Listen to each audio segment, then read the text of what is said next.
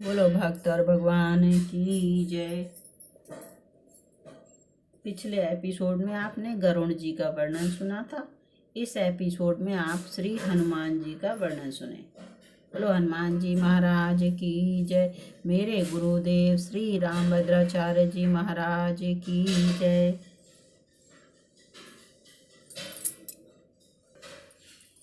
यत्र तत्र रघुनाथ कीर्तनं तत्र तत्र कृतमस्तकाञ्जलिं बाष्पवारी परिपूर्णलोचनं मारुतिं नमत राक्षसान्तकं प्रणव पवन कुमार खलवन पावक ज्ञानघन जासु हृदय आगार बसहि राम सर चापधर। बोलो पवन सुत हनुमान की जय। सियापति रामचंद्र भगवान की जय। भगवान शंकर के अंश से वायु के द्वारा कपिराज केसरी की पत्नी अंजना में हनुमान जी का प्रादुर्भाव हुआ। मर्यादा पुरुषोत्तम श्री राम की सेवा शंकर जी अपने रूप से तो कर नहीं सकते थे, अतएव उन्होंने 11वें रुद्र रूप को इस प्रकार वानर रूप में अवतरित किया। जन्म के कुछ ही समय पश्चात महावीर हनुमान जी ने उगते हुए सूरज को कोई लाल लाल फल समझा और उसे निगलने आकाश की ओर दौड़ पड़े। उस दिन सूर्य ग्रहण का समय था। राहु ने देखा कि कोई दूसरा ही सूर्य को पकड़ने आ रहा है, तब वह उस आने वाले को पकड़ने चला, किंतु जब वायुपुत्र उसकी ओर बढ़े तब वह डर कर भागा। राहु ने इंद्र से पुकार की। ऐरावत पर चढ़कर इंद्र तो आते देख पवन कुमार ने ऐरावत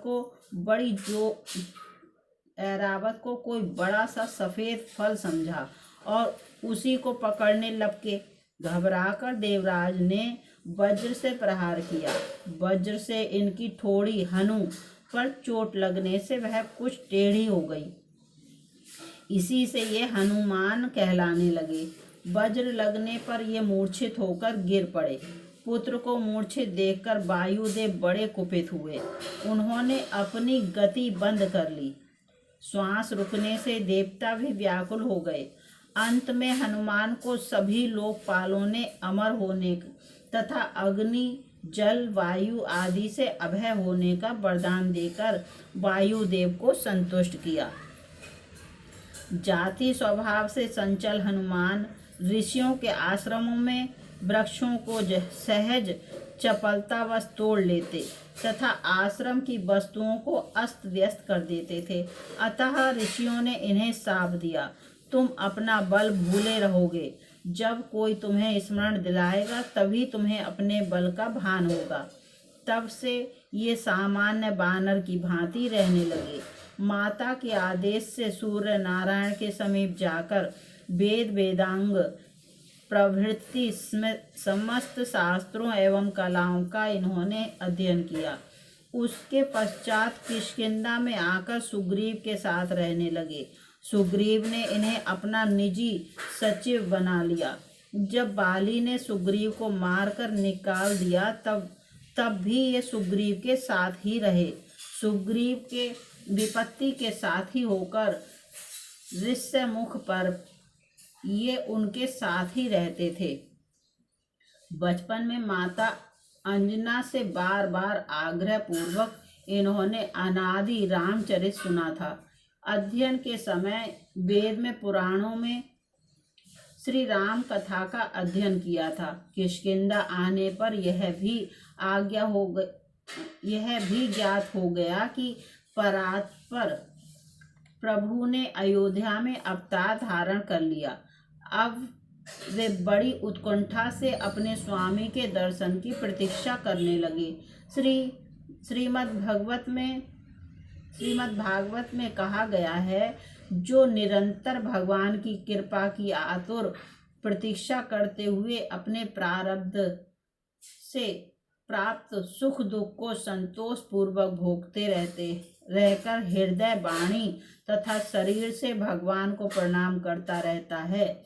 हृदय से भगवान का चिंतन, वाणी से भगवान के नाम गुण का गान कीर्तन और शरीर से भगवान का पूजन करता रहता है वह मुक्ति पद का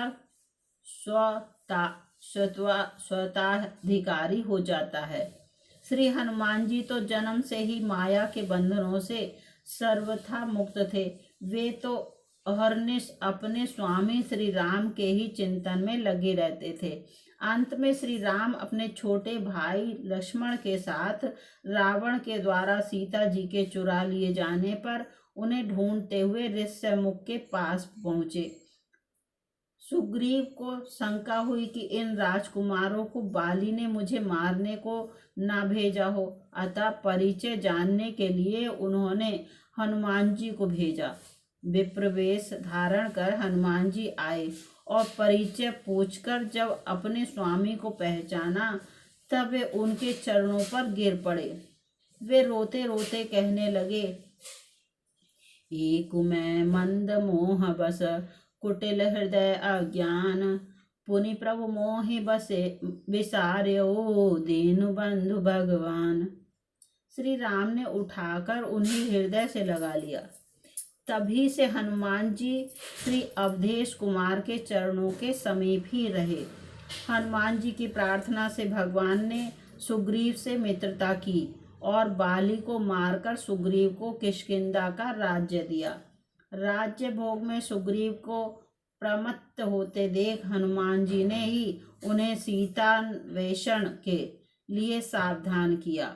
वे पवन कुमार ही वानरों को एकत्र कर लाए।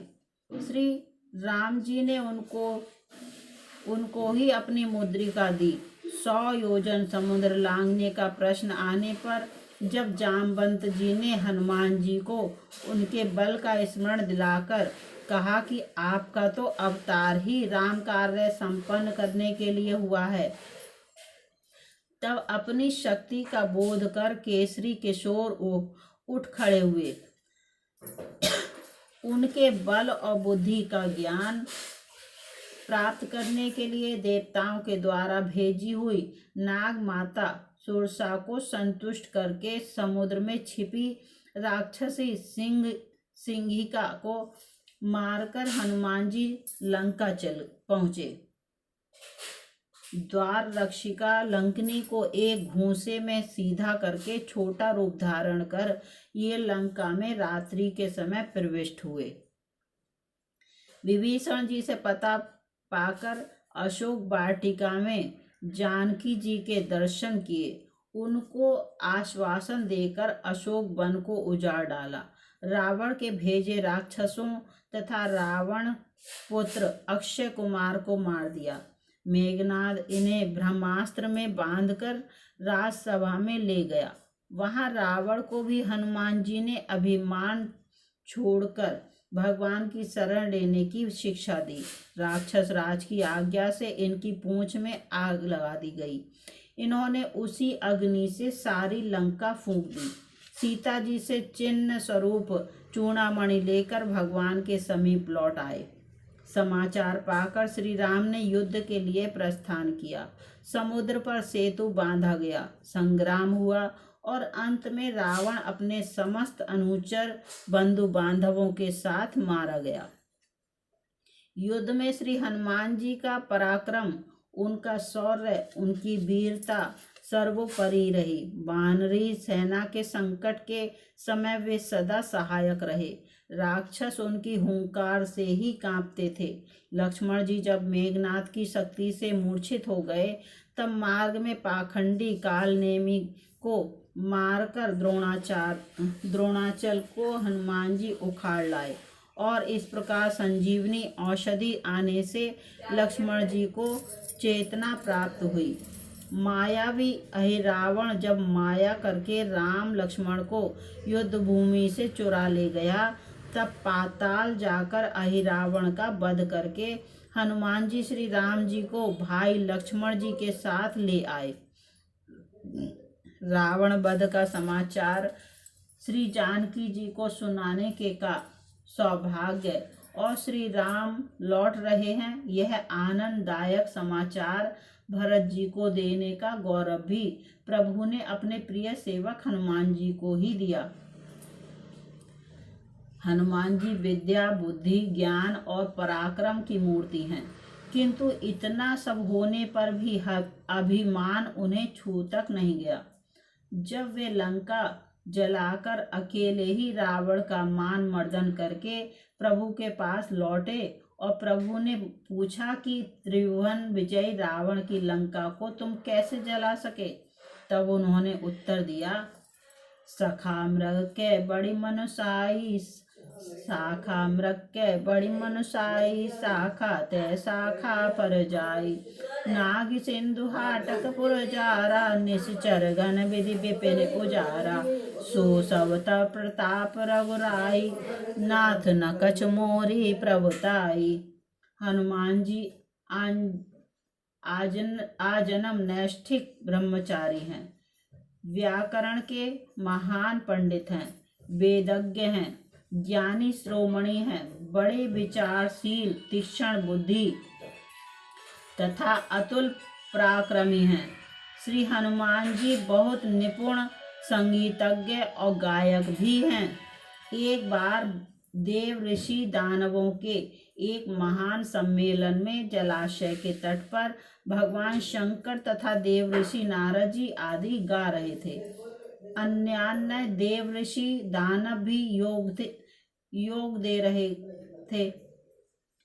इतने में ही हनुमान जी ने मधुर स्वर से ऐसा सुंदर गान प्रारंभ किया कि जिसे सुनकर उन सब के मुख मलान हो गए, जो बड़े उत्साह से गा बजा रहे थे, और वे सभी अपना अपना गान छोड़कर मोहित हो गए तथा चुप होकर सुनने लगे। उस समय केवल हनुमान जी ही गा रहे थे।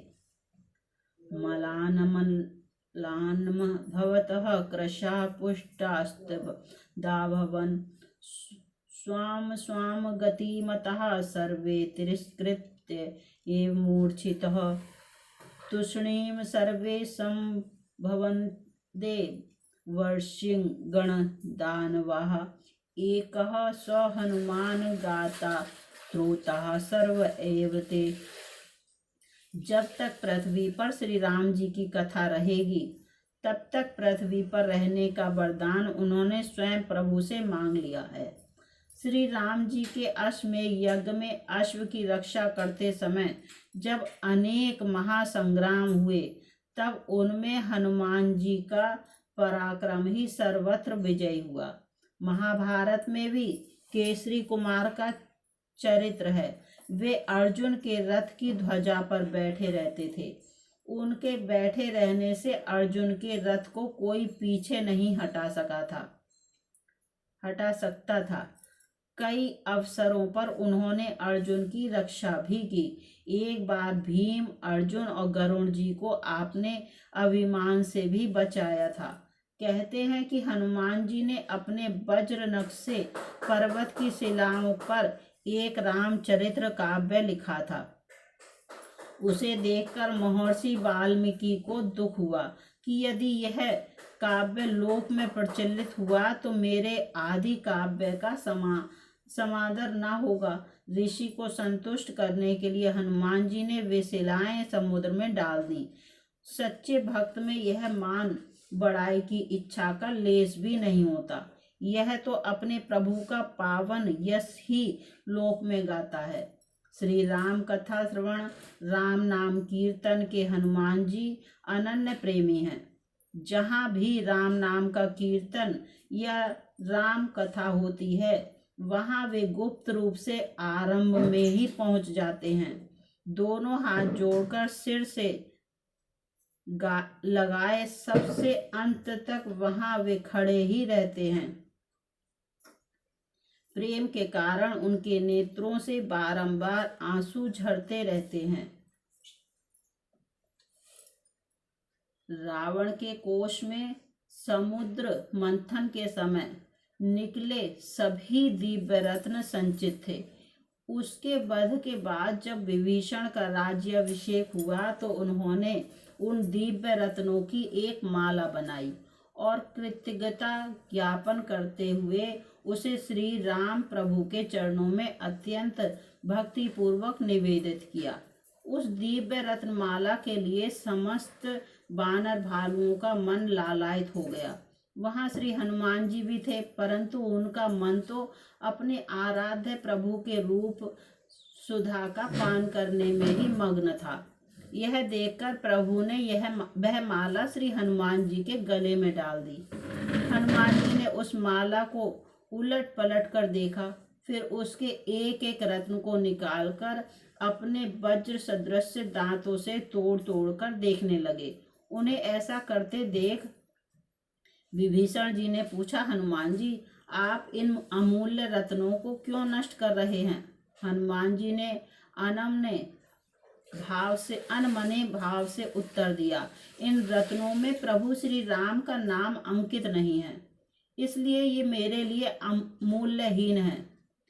इस तरह विभीषण जी ने कहा, आपके शरीर पर भी तो कहीं राम नाम अंकित नहीं है, फिर इसे आप क्यों धारण किए हैं? इस पर श्री हनुमान जी ने अपना हृदय चीर कर दिखलाया तो उनके अंतःस्थल में विराजमान श्री राम सीता के दर्शन सबको हुए। बोलो सियापति रामचंद्र भगवान की जय। बोलो हनुमान जी महाराज की जय। इस एपिसोड में आपने हनुमान जी का वर्णन सुना। अगले एपिसोड में आप श्री जांबान जी का वर्णन सुनेंगे। बोलो भक्त और भगवान की जय, सभी संतों की जय, सभी भक्तों की जय। मेरे गुरुदेव श्री रामभद्राचार्य जी महाराज की जय। जय श्री राम।